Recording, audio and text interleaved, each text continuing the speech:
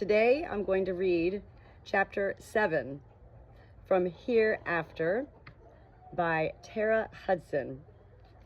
This is just a fun book. You know, the other book that I'm reading right now is pretty deep, into awakening, and it's not necessarily about spiritual awakening, it's about self-awakening, and I don't know anything deeper than ourselves, right? So when somebody says we're deep, that should always be a compliment. We have Amelia, the main character in this book, Hereafter, and we have Eli, the boy who drove off the bridge and died for a brief moment and met Amelia, who apparently she's dead. And then we also, no, that's Joshua who drove off the bridge. I'm sorry. Eli's the guy who came out of the woods, and we don't know what he is. Maybe he's not he's not a good source of anything. Chapter 7. I shouldn't have been surprised. My world had changed the first time he laid his hand upon my cheek. There was no reason why it shouldn't change when he did it again. Yet when his hand cupped my face for the second time, we both grasped and jerked away, stunned. My fingers involuntarily flew up to the burning spot on my cheek, and likewise he grabbed his right hand with his left. Our actions may have looked protective, even defensive to an outside observer. For me, however, they were anything but. The moment his skin brushed mine, a current shot through my body, my entire body, from my scalp to the tips of my fingers. The current made the ache in my chest, and the tingles that raced along my spine each time he looked at me seem like low-burning cinders. My heart, my brain, my skin, all of it was momentarily engulfed in flame, a flame lit only by the spark on my cheek. I'd never felt anything so exhilarating, not in death, not even in life. I knew it deep within my core. Joshua stared at me, rubbing his hand. He continued to breathe unevenly, as though he'd just run a long distance. Then, still gasping, he smiled. Hugely. What, he managed to choke out, was that? I have no idea. And I began to laugh. Want to do it again? Hell yes, he growled, and lurched forward to grab my hand from my lap. As it had been with my cheek, we didn't make perfect contact. Not exactly. I couldn't feel the texture of his skin or the force of his fingers gripping mine. I felt the old familiar pressure that always came when I tried to touch something from the living world, but I didn't feel numb. The fiery shock came again, just as strong and fantastic as before, and there was nothing numb about it. We simultaneously pulled back our hands, gasping again. What does that feel like to you? I finally stuttered. Like fire, in the best possible way. You? The same. Good. I shrugged almost sheepishly. Very good. I'm pretty out of breath, he confessed with a grin. Me too, I laughed, which is saying something for someone who doesn't really need to breathe. He stopped smiling and cocked his head a little to the side. I immediately regretted my words. Stupidly, I jerked us out of the moment and back to the topic at hand. I shook my head, furious with myself. Might as well quit playing around and get it over with, I thought bitterly. I took a deep breath to steady myself and cut right to the chase. So, Joshua, here's the part where you run screaming into the night, right? I paused to stare around at the clearing, lit up by the overcast daytime sky. Metaphorically, that is. Amelia, do you see me running? I leaned back, startled. Well, no. And why would I run? Because any sane person would think I'm either crazy or dead. I don't think you're crazy. He kept his voice even and quiet. Huh? So I couldn't get my brain to form a logical sentence. So he went on to finish my incoherent thoughts. The way I see it, process of elimination leaves only one conclusion. I kept my lips shut tight and studied his face. His midnight blue-colored eyes were wide and a little stunned. He looked as surprised as I felt by this turn in the conversation. Yet he sounded completely serious, maybe even accepting. I shook my head, bewildered. You believe me? I guess so. You believe I'm dead? I'm a ghost? Joshua blew out a long breath and ran his hand through his black hair. Yeah, I kind of think I have to, he said with a shrug. I mean, I don't have an explanation for the river. How you were underwater with me, but you weren't drowning. How you were on the shore looking pretty damn dry, by the way, but no one saw you. And how it feels when I touch you. I mean, unless you are alive, and you have gills, and you're invisible, and you're electrified. I shrugged back. I don't know, maybe I am. He smiled, an unbelievably casual gesture considering the topic. You mean you don't know of electrification as a common trait for ghosts? I stared at him open-mouthed. Was he joking about me? Was he joking about me being dead? No, Joshua. I have no idea what is or isn't a common trait for ghosts. This is my first, haunting, he offered. I snorted. Yes, this is my first haunting. Then I'm flattered. Joshua, I said, rubbing my forehead, you're taking this awfully well. He sighed, still smiling, and walked over to sit beside me again on the bench. Tingles, like little licks of the flame I'd just experienced, raced along the side of my body closest to him. You know, I've heard ghost stories all my life, especially ones about the bridge, from my grandma. I've never believed any of them, of course, but like I said before, I kind of have to now, don't I? Because otherwise I'm crazy and I'm talking to a beautiful, electrified, imaginary girl. I swear I'm not imaginary. An uncontrollable grin spread across my face. I would know if I was imaginary, right? He laughed, rubbed his palm down the length of his thigh, and then raised his hand up toward heaven as if to ask the sky the same question. Who knows? Maybe we're both crazy. But I'd like to think I'm not just talking to myself on a park bench. Well, you probably look like you are, you know. Huh? He frowned. I hadn't really thought of that. He glanced around the clearing, looking relieved at the emptiness of our surroundings. We're going to have to be kind of careful about that, aren't we? We are? I sort of croaked the question. We're planning on future conversations and in public? Of course. He shook his head impatiently and then abruptly switched gears. So, am I really the only person who can see you? The only living person, I qualified. What about other dead people? His question, and the fact that I had absolutely no idea what rules governed this situation, gave me a disconcerting jolt. Because I knew of only one other soul who could possibly know the answer, Eli. Eli, who could clearly see me, and who I could now see too. Eli might be able to tell me every how and why about what was happening between Joshua and me, but I mentally shook my head firmly against the idea of contacting him. I made an internal vow never to fulfill Eli's prophecy that I would seek him out voluntarily. Nor would I let Joshua know about Eli if I could help it. I'm not so sure about that one, I answered cautiously. I haven't had a lot of experience with that. Joshua pondered my response briefly. I expected some kind of follow-up question, one that would certainly be harder to answer, but he asked me something entirely different. Just out of curiosity, why did you ask me what you look like when we were on the bridge yesterday? I wasn't prepared for that question either. I covered my mouth with one hand. God, Joshua, do I really have to answer this one? My words came out muffled and dripping with embarrassment, but he just stared at me expectantly, so I sighed and dropped my hand. I guess it's because I have no idea what I look like. He blinked. Seriously? Yeah. No reflection?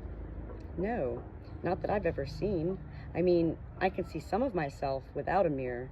I gestured down at my clothes and then up at my hair. I just can't remember what my face looks like.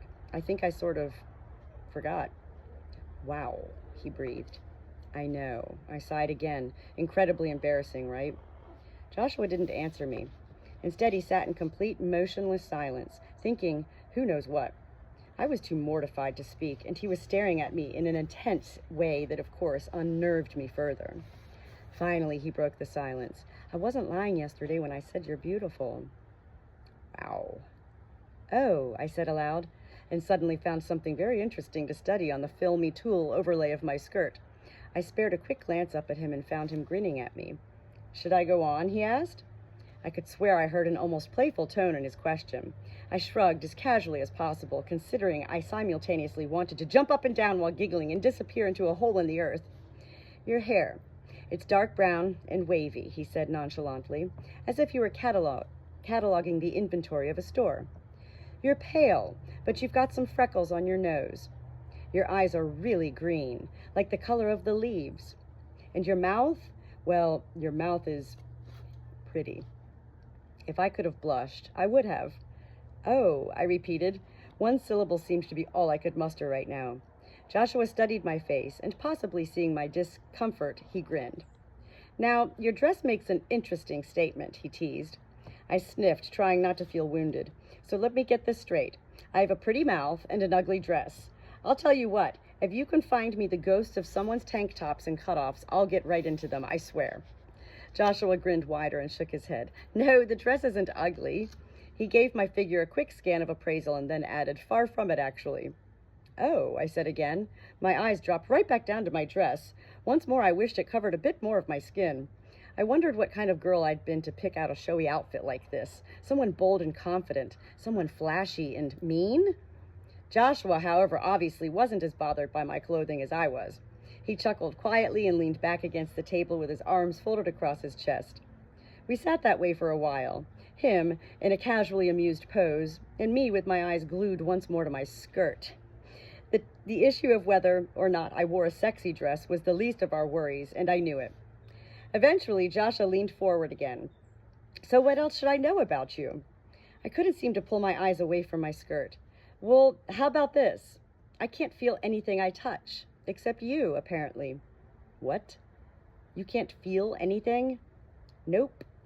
Not this bench, those trees, nothing. I can't even open doors. But what about people? I mean, you and I obviously... I know, I interrupted. I have no idea how to explain what just happened between us. You're the first person I've ever tried to touch, but I'm pretty sure I wouldn't be able to feel anyone else. Not like, well, you and me, anyway. Any guesses as to why that is? I shrugged. I don't know. Maybe it's like what I said earlier about you being able to see me. Since you were dead for a little while, maybe you could see ghosts and you can sort of touch them. And maybe a connection like that can wake up a ghost's senses too. At least a little. Maybe, he mused. After a few seconds, he added, That's kind of a sad statement on the afterlife, though, isn't it? That you can't feel anything unless someone else dies, too? I nodded vigorously, still staring at my dress. Once again, Joshua didn't respond, but instead fell into a thoughtful silence. Eventually, I peeked up at him, just in time to see what I thought might be a rare dark look pass over his face. It stung me, that look, as if Joshua might have finally reached the crucial moment when he realized how crazy all of this really was. But instead, he just shook his head and gave me a sympathetic smile. You know, Amelia, being dead must really suck. I barked out a surprised laugh. Yes, Joshua, it does, in fact, suck. We chuckled together. In our laughs, I could hear the strange mix of relief and tension. Then Joshua furrowed his eyebrows and rubbed his hands together. So... He dragged the word out awkwardly. He sounded cautious now, maybe even afraid to continue. From the tone of his voice, it seemed as though he wanted to ask me something, but wasn't sure how to go about it. I met his eyes and nodded in encouragement. Whatever you want to say, Joshua, just say it. He cleared his throat and then blurted out the question. How long have you been dead? I frowned, trying to form an explanation that wasn't scary. I'm not sure about that one either. A while, I think. There was a lot of aimless wandering for an awfully long time. I found it pretty hard to keep track. I'd have to guess it's been years? At the very least. Letting out a low whistle, Joshua muttered the word, years, under his breath. At the very least, I repeated. And you really can't remember anything? He sounded skeptical again. Nope. Well, nothing but my name. Not where you grew up? Not who your parents were? No. My voice cracked a little with that answer. I hadn't thought about that until now. The fact that I'd probably had a family once. A family I'd loved. Or one I didn't even want to remember. Maybe like the information on my tombstone, the details of my former home life were better left a mystery. Luckily, Joshua didn't seem to notice anything unusual in my response because his questions kept coming. And soon they drew me out of my dark thoughts with surprising ease. We went on like that for a while, him as interviewer and me as interviewee. Some of his questions were serious and sad. Did I remember my childhood home? And some were pleasantly inane. Did I ever own a pet iguana? Because his sister did for about 2 weeks before their parents made her get rid of it. My response to every question was inevitably negative, mostly because I didn't remember the answer. But strangely, each question made me less depressed about my lack of memory. I began to feel as if I said the word no, not because I'd lived the sad life of the waking dead, but as part of some verbal game I was playing with him, as if I would only provide him a yes when he asked the right question. With each question, my smile began to grow. Before long, Joshua's face reflected mine as if my enthusiasm for this game was infectious. Do you remember which flavor ice cream you liked best? No, I laughed. I don't remember if I even liked ice cream. He prepped for his next question by frowning and resting his chin on one fist for dramatic effect. Do you remember your school mascot? Nope, I don't remember school at all. So there is something positive about being dead, right? He started to chuckle, then abruptly jerked upright as though he'd been pinched. Checking his watch, he swore under his breath. He jumped off the park bench and began to run toward the parking lot. If I weren't so confused by his sudden behavior, I might have laughed when he skidded to a stop and spun around to face me again, kicking up a dramatic cloud of red dirt. "Come on," he yelled, and turned to run back to his father's car. Without thinking, I obeyed the order and ran after him. As he fumbled to unlock the driver's side door, I cleared my throat.